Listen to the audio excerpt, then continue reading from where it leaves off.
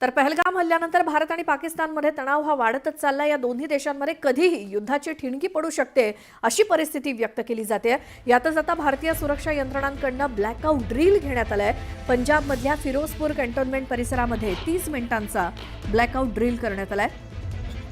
सीमावर्ती शहरामध्ये blackout drill करण्यात आलाय। ड्रिलचा एक भाग म्हणून अर्ध्या तासासाठी सर्व दिवे बंद करण्यात आलेत। रहिवाशांना देखील या काळात त्यांच्या घराबाहेर कोणतेही इन्व्हर्टर किंवा जनरेटर लाईट दिसू नयेत असे निर्देश देण्यात आले होते। रात्री 9 वाजता सायरन वाजल्यानंतर शहरातील सर्व दिवे बंद करण्यात आले। या सर्वाचा मुख्य उद्देश हा युद्धादरम्यान ब्लॅकआउट प्रक्रिया योग्यपणे अंमलात आणणं हे होतं।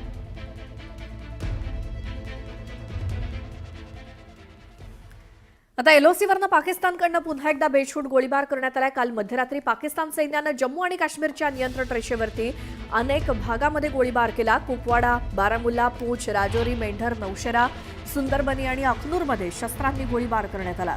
मात्र पाकच्या हल्ल्यानंतर भारतीय लष्करानं सुद्धा त्यांना तात्काळ आणि समर्पक प्रत्युत्तर देत शत्रू पक्षाला मोठा संदेश दिलाय।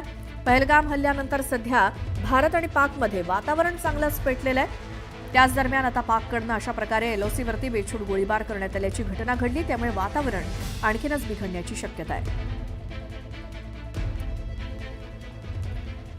तर पहलगाममधील दहशतवादी हल्ल्याबाबत मोठा खुलासा करण्यात आलेला आहे। हल्ला करणाऱ्या दहशतवाद्यांना मिलिटरी ट्रेनिंग देण्यात आल्याची धक्कादायक माहिती समोर आली। ताब्यात असलेल्या संशयित दहशतवाद्यांच्या तपासातनं ही माहिती समोर आली आहे। तसंच पाक सेनेच्या माजी कमांडरनं त्यांना ट्रेनिंग दिलं होतं अशी देखील माहिती वरिष्ठ सूत्रांकडून मिळते। जास्तीत जास्त नुकसान पोहोचवण्याचा आयएसआयचा हेतू होता अशी देखील माहिती सूत्रांकडून मिळाली आहे।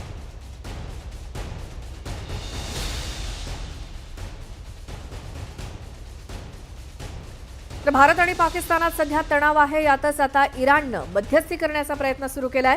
इराणचे विदेश मंत्री भारत आणि पाकिस्तानचा दौरा करणार आहेत। ते सुरुवातीला पाकिस्तानला जाणार असून तिथून ते दिल्लीत दाखल होतील। दोन्ही देशातील द्विपक्षीय संबंधाच्या पार्श्वभूमीवर त्यांचा हा दौरा असणार आहे।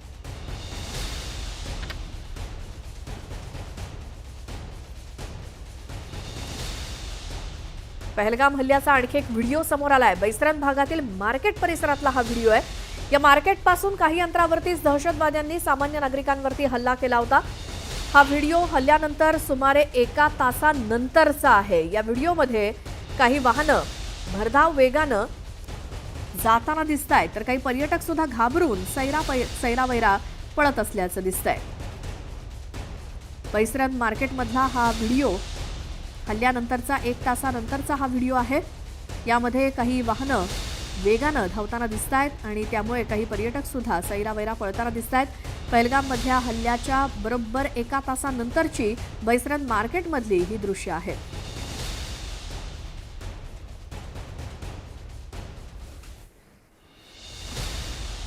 तर पहलगाम हल्ल्यामध्ये पाकिस्ताननं त्यांचा सहभाग असल्याचं पुन्हा एकदा नाकारलंय। मात्र ब्रिटनमध्ये पाकिस्तानी हाय कमिशनरनं या संदर्भात महत्त्वाचं विधान केलं। काश्मीरचा मुद्दा वेळीच निकाली लागला पाहिजे, अन्यथा काहीतरी विपरीत होईल असं वक्तव्य ब्रिटनमध्ये पाकिस्तानी उच्चायुक्तांनी केलंय। त्यामुळे आता नव्या वादाला तोंड फुटण्याची शक्यता आहे। एकीकडे पाकडे हल्ल्यातील सहभाग नसल्याचं बोलतायत, तर दुसरीकडे उच्चायुक्तांनी केलेल्या या वक्तव्यामुळे पाकचा पहलगाम हल्ल्यातील सहभाग असल्याचं स्पष्ट होत आहे।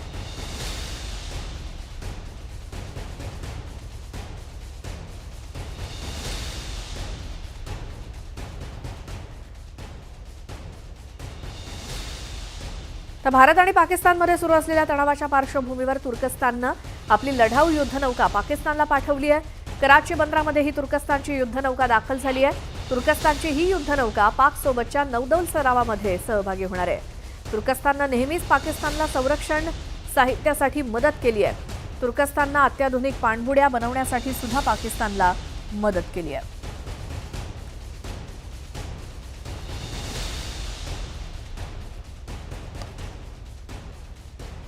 तर भारताकडून प्रत्युत्तराच्या कारवाईनं पाकिस्तान पुरता घाबरून गेलाय। युद्धाच्या भीतीनं पाकिस्तान दररोज नवनवीन तयारी करतोय। पाकिस्ताननं आपल्या देशामध्ये पिठाचा स्टॉक करून ठेवण्यास सुरुवात केली आहे। खास करून एलओसी जवळच्या भागामध्ये प्रदीर्घ काळ टिकणाऱ्या गव्हाचा स्टॉक करण्याचे निर्देश पाक सरकारनं दिले।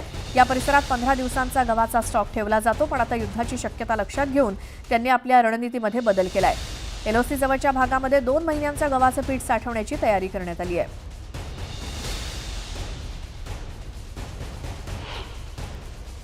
ये आटा हुकूमती हदायत के मुताबिक LOC के एरियाज़ के जितने भी डिपो हैं उन पर जा रहा है। इस वक्त तक हम 1 माह का जो है स्टॉक गला कर चुके हैं और मज़ीद जो है ना 1 माह और करेंगे। इसके लिए हमें 3-4 दिन मज़ीद लगेंगे।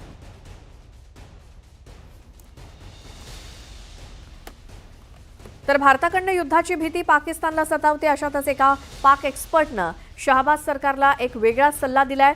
कूटनीतीसाठी पाकिस्तानी महिलांना अमेरिका आणि इतर देशांमध्ये पाठवलं पाहिजे।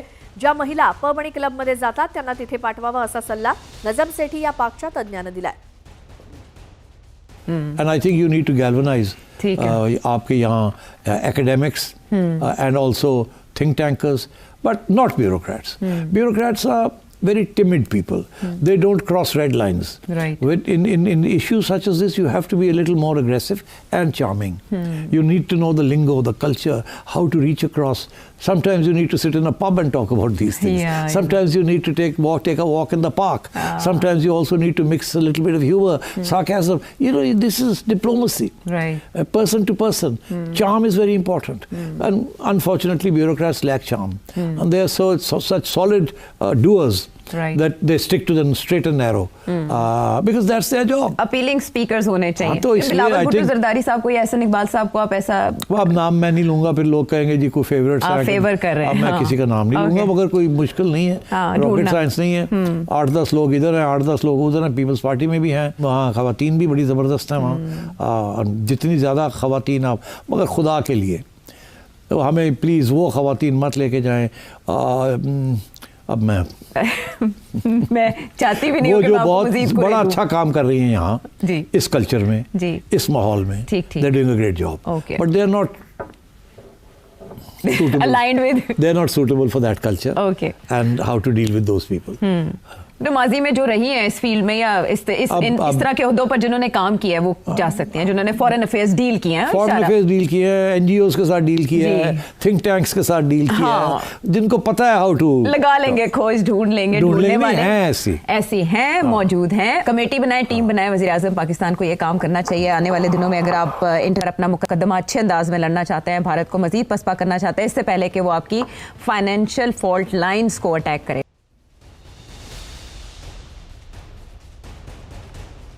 पाकिस्तानसोबतचा सिंधू पाणी करार रद्द केल्यानंतर भारतानं चिनाब नदीचं पाणी रोखलेलं आहे। जम्मूतल्या रामबन इथे बांधलेल्या बगलिहार धरणातनं चिनाबचं पाणी थांबवण्यात आलंय, त्यामुळे पाकिस्तानात आता पाणीबाणीची परिस्थिती निर्माण होणार हे निश्चित आहे।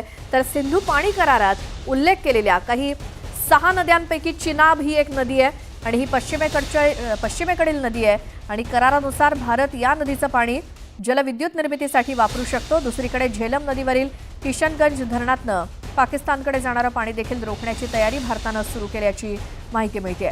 तर भारताच्या या कारवाईनं पाकिस्तानच्या तोंडचं पाणी पळालंय।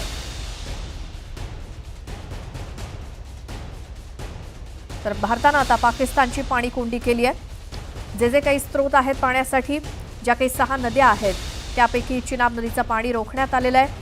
आणखी जे काही धरण आहे ते सुद्धा धरणाचे दरवाजे बंद केले जात आहेत। भारताकडनं बगलिहार धरणाचं पाणी रोखण्यात आलेलं आहे, त्यामुळे पाकिस्तानात पाणीबाणी निर्माण झाली आहे। भारतानं पाकिस्तानला हा मोठा दणका पाण्याच्या बाबतीत दिलाय। सिंधूनंतर आता चिनाब नदीचं पाणी सुद्धा पाकिस्तानला मिळणार नाही। बगलिहार धरणाचे दरवाजे जे आहेत ते भारताने बंद केलेले आहेत, पाणी सोडणं थांबवलेलं आहे आणि याचे त्वरित परिणाम हे पाकिस्तानवरती दिसून येणार आहेत। साधारणतः पाकिस्तानमध्ये सिंध आहे आणि पंजाब आहे, इथल्या शेतीवरती याचे त्वरित परिणाम हे या क्षणाला दिसून येणार आहेत। त्यामुळे भारताचं हे ब्रह्मास्त्र पाकिस्तानला फार मोठ्या प्रमाणावरती याची किंमत पाकिस्तानला चुकवावी लागणार आहे, म्हणून पाकिस्तानचा जळफळाट होतो आहे।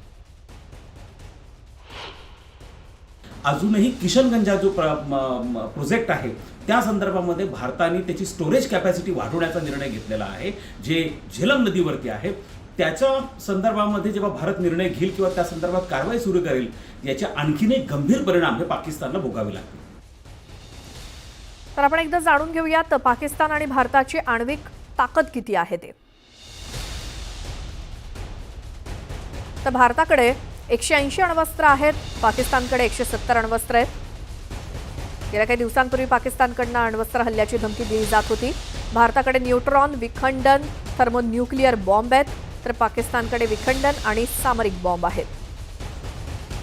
भारताकडे 10 किलोमीटरपर्यंतचं क्षेत्र नष्ट करण्याची ताकद आहे, तर पाकिस्तानकडे 0.8 किलोमीटर ते 7 किलोमीटरपर्यंत क्षेत्र नष्ट करण्याची ताकद आहे. भारताकडे पाकिस्तानचं प्रत्येक शहर नष्ट करण्याची ताकद आहे, तर पाकिस्तान हा केवळ छोट्या क्षेत्राचंच नुकसान करू शकतो. भारताकडे 5000 किलोमीटरपेक्षा जास्त अंतरावरती हल्ला करण्याची क्षमता आहे, तर पाकिस्तान 60 ते 70 किलोमीटरपर्यंत मारा करू शकतो. तर भारत आणि पाकिस्तान यांच्यातलं आण्विक सामर्थ्य आणि त्यातली ही तफावत, भारताकडे किती सामर्थ्य आणि पाकिस्तानकडे किती याची ही माहिती. आता भारतानं बांधलेल्या बागलीहार धरणातनं चिनाबचं पाणी थांबवण्यात आलंय, त्यामुळे आता नदीच्या पाण्याची पातळी कमी होऊ लागली आहे. चिनाबची पाणी पातळी कमी झाल्याचं दिसून येत आहे. अखनूरमध्ये पहिल्यापेक्षा पाणी खूपच कमी झाल्याचं दिसतंय आणि याचा मोठा फटका पाकिस्तानला बसणार हे आता स्पष्ट आहे. पहलगाम में आतंकवादियों द्वारा जो कायराना हरकत की गई, उसके बाद प्रधानमंत्री नरेंद्र मोदी द्वारा जो सिंधु जल समझौते को रद्द कर दिया है और कहीं ना कहीं वो जमीनी सतह पर दिख रहा है. अब ठीक तस्वीरों में देख सकते हैं कि चनाब दरिया का जो जल स्तर है काफ़ी कम हो चुका है. अब ठीक तस्वीरों में देख सकते हैं कि अभी की बात करें तो अभी का जो वाटर लेवल है काफ़ी लो हो गया है. और कुछ दिन पहले की बात करें तो जिस तरह से पहाड़ों में बारिश लगातार जारी थी, उसके चलते जो चनाब दरिया का जल स्तर है वो बढ़ चुका था. बट अभी की बात करें तो जल स्तर काफ़ी घट चुका है. और ठीक आप तस्वीरों में देख सकते हैं वो मेरे सामने बोट लगी हुई है. इस पे बैठ के जो टूरिस्ट यहाँ अखनूर में आते थे वो चिनाब नदी का लुत्फ लेते थे. बट पानी कम होने के कारण कहीं ना कहीं जो बोट हैं अब किनारे पे खड़ी नज़र आ रही हैं. एक बार फिर मैं आपको बताते चलूँ कि जो चिनाब नदी का है जल स्तर बिल्कुल कम हो गया है. दक्षिण काश्मीरमधील कुलगाम जिल्ह्यातील टांगी मार्गे इथे चौकशीसाठी ताब्यात घेण्यात आलेल्या एका तरुणानं पळून जाण्याच्या प्रयत्नात नदीमध्ये उडी मारली, त्यातच त्याचा बुडून मृत्यू झालाय. हा तरुण पाण्यामध्ये उडी मारतानाचा व्हिडिओ व्हायरल झालाय. हा तरुण दहशतवाद्यांचा साथीदार असल्याचं पोलीस सांगतायत. दरम्यान पीडीपी अध्यक्षा मेहबूबा मुफ्ती यांनी याला संशयास्पद म्हटलंय आणि या प्रकरणाची चौकशी करण्याची मागणी केली आहे. 23 वर्षीय इम्तियाज अहमद मगरे हा अहरबल परिसरातला रहिवासी होता आणि एका पोलीस अधिकाऱ्यानं सांगितलं की इम्तियाजला शनिवारी टांगेमार्ग परिसरातनं चौकशीसाठी ताब्यात घेण्यात आलेलं होतं. पण सुरक्षा दलांच्या म्हणण्यानुसार चौकशीच्या आधारे त्याला दहशतवाद्यांच्या लपण्याच्या ठिकाणी नेलं जात होतं. पण पोलीस आणि सैन्याचं संयुक्त पथक त्याला रविवारी सकाळी दहशतवाद्यांच्या संभाव्य ठाव ठिकाणाकडे घेऊन जात असताना त्यानं पळून जाण्याचा प्रयत्न केला आणि विश्वा नदीत उडी मारली. पण पाण्याच्या प्रवाहात तो वाहून गेला आणि त्यावेळी त्याचा बुडून मृत्यू झाला. ही संपूर्ण घटना ड्रोन कॅमेऱ्यात कैद झाली. त्यानंतर अहरबल परिसरातील एका नाल्यातनं त्याचा मृतदेह बाहेर काढला. या प्रकरणाची निष्पक्ष चौकशी करण्याची मागणी तरुणाच्या नातेवाईकांनी केली आहे.